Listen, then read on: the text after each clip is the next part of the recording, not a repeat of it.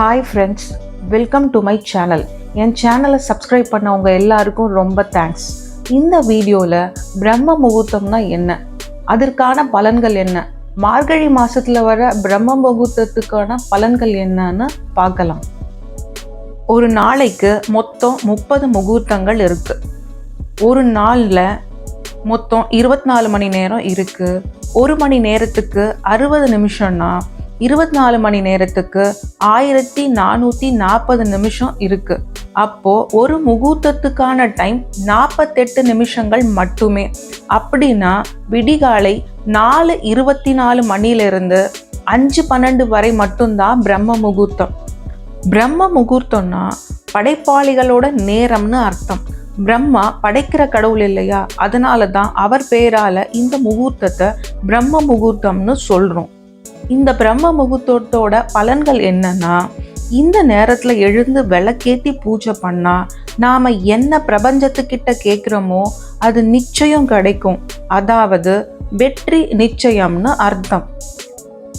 காலையில எழுந்துக்கிறதால அந்த நாள் முழுக்க நாம சுறுசுறுப்பா இருப்போம். காலையில எழுந்துக்கிறதால நைட் சீக்கிரமே தூக்கம் வந்துடும். அதனால படுத்ததும் நல்லா தூங்கிடுவோம்.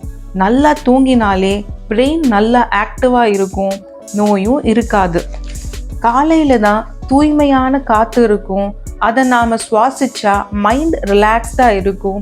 அதனால் நோ ஸ்ட்ரெஸ், நோ டிப்ரெஷன். காலையில் சீக்கிரம் எழுந்து பூஜை பண்ணுறதால எந்த ஹஸ்பண்டுக்குமே ஒரு ஒய்ஃபை ரொம்ப பிடிக்கும்.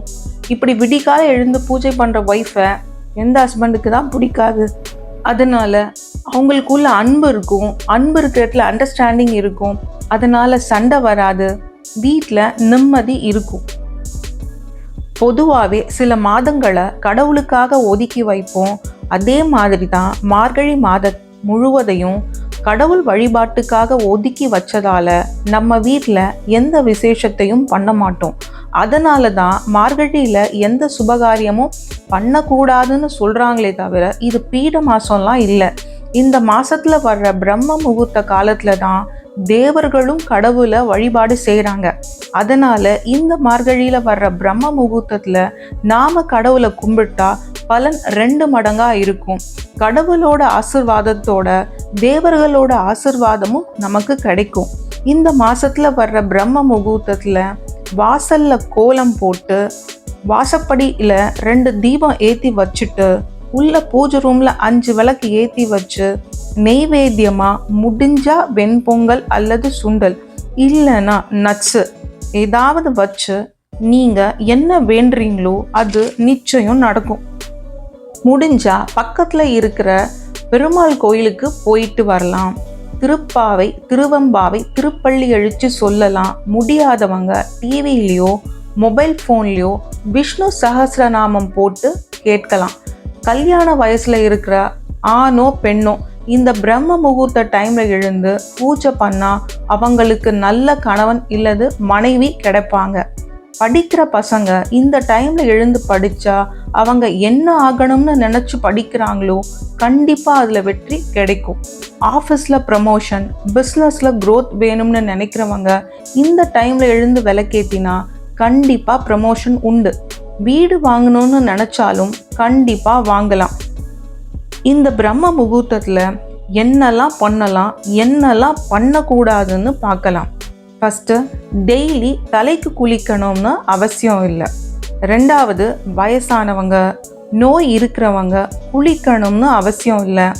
ப்ரஷ் பண்ணிவிட்டு ஃபேஸ் வாஷ் பண்ணிவிட்டு விளக்கேற்றலாம்.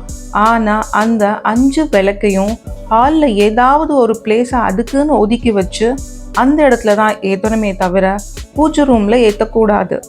3வது, விளக்கு ஏற்றி முடித்ததும் போய் தூங்கக்கூடாது. உங்கள் வேலைகளை கண்டினியூ பண்ணுங்க. அப்படியே தூக்கம் வந்துச்சுன்னா ஆஃப்டர்நூன் மேலே போய் தூங்கிக்கலாம். 4வது, நான்வெஜ் சாப்பிட்றவங்க தாராளமாக காலையில் பூஜை பண்ணிவிட்டு நான்வெஜ் சாப்பிட்லாம். 5வது, நெய் விட்டு விளக்கேற்றுறது ரொம்ப விசேஷம். முடியலன்னா நல்லெண்ணெய் விட்டு ஏற்றலாம். 6வது, டெய்லி விளக்க வாஷ் பண்ணணும்னு அவசியம் இல்லை. வாரத்துக்கு ஒரு தடவை தொலைக்குனா போதும். டெய்லி நைவேத்தியமாக ஏதாவது ஒரு நட்ஸ் இல்லை ஃப்ரூட்ஸ் இல்லைன்னா பால் வைக்கலாம். 8வது, உங்களால் வெளிவாசலில் கோலம் போட முடியும்னா போடுங்க, இல்லை பூஜை ரூமில் மட்டும் போட்டால் போதும். தேங்க்ஸ் ஃபார் வாட்சிங். இந்த வீடியோ உங்களுக்கு பிடிச்சிருந்தா லைக் பண்ணுங்கள், ஷேர் பண்ணுங்கள், சப்ஸ்கிரைப் பண்ணுங்கள்.